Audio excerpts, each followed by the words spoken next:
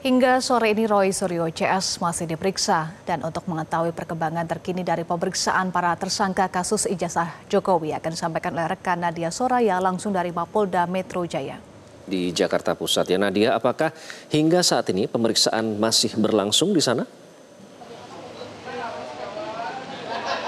Ya, selamat sore Eva dan juga Iqbal. Hingga saat ini pemeriksaan masih terus berlangsung dan saat ini awak media sedang menunggu bahwa berdasarkan informasinya akan ada konferensi pers yang disampaikan dari Polda Metro Jaya. Namun hingga saat ini kita belum mengetahui apakah konferensi pers tersebut terkait dengan kasus tuduhan ijazah palsu Presiden ke-7 Republik Indonesia Joko Widodo yang saat ini sedang berlangsung sejak pukul 10.30 waktu Indonesia Barat atau sudah lebih dari 7 jam.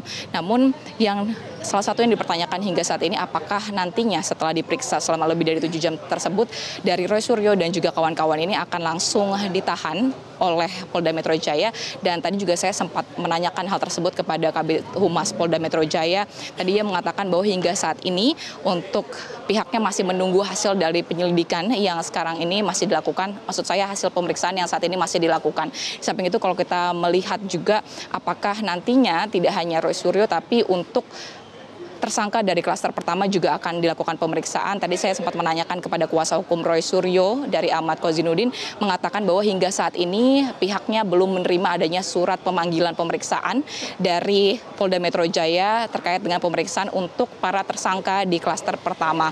Dan kalau kita merunut dari sejak pagi hari tadi setibanya Roy Suryo dan juga kawan-kawan ke Polda Metro Jaya, ia membawa sejumlah barang bukti dan juga tadi tidak didetail begitu ya apa saja barang buktinya, namun dari kuasa hukum saat saya tanyakan ini terkait dengan sejumlah buku dan juga metode digital.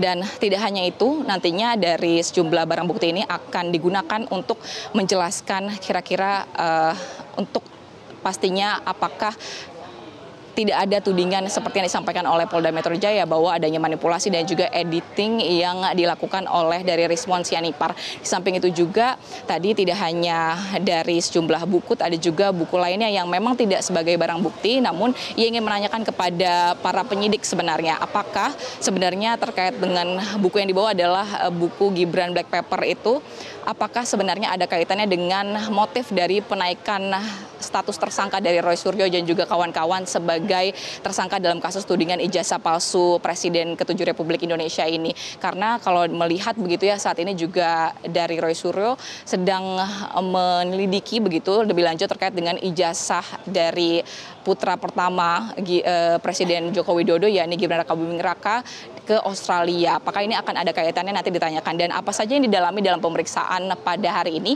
tadi saya sempat menanyakan juga kepada kuasa hukum Ahmad Kozinudin. Dia mengatakan bahwa pemeriksaan ini dimulai dengan adanya pemeriksaan BAP terlebih dahulu terkait dengan proses penyidikan dan juga penyelidikan.